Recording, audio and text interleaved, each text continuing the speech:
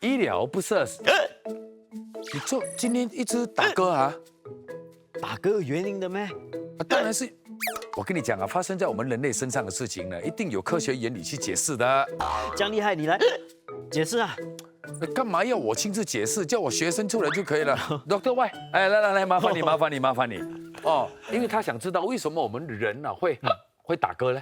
其实我们打嗝是因为在网角膜它突然间抽筋，它压下去，这样的话呢胃刚好很多气啊，刚好这个贲门也放松打开，所以就网角膜下去，胃的空气就载出来，就会经过出来就会说这样了啊，听到了没有？那我常听说，就是你在吃东西的时候不可以讲话，要不然呢你会吸太多气，会造成你打嗝或者胃胀气，真的吗？如果你吃东西的时候在讲话，可能会吞的太多的气不一定会打嗝，可能会觉得胃胀一点，所以吃东西的时候呢，慢慢吃，不要一路走一路讲话一路吃东西。对。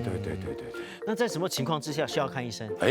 其实大部分的打嗝都会自己会好的，是。但是如果他不停的打嗝，我有些病人打嗝了几个小时，有一些整个晚上，这样超过1个小时的话，你就需要看医生了。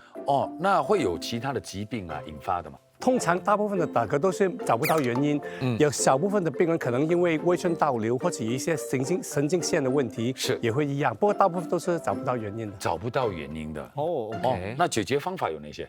有简单跟药物。简单的话就是说，蟑螂啊，你不怕吗？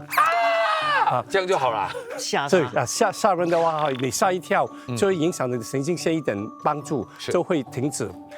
另外就是可以吹一个气球，用一个纸袋在那吹打它也会可以。第三，你可以喝一些温水，也可以哈。那如果说是没有帮助呢？如果你不停的打嗝超过1个小时，你需要看医生，可以去普通的诊所或者是这个紧急部门都可以。我们有很有效的药物可以戒断这个打嗝的。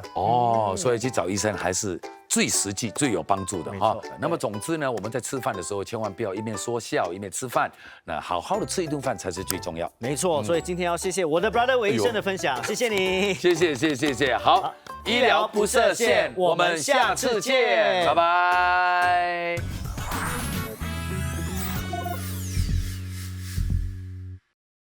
你也可以上 Me Watch 免费学习选看以上节目。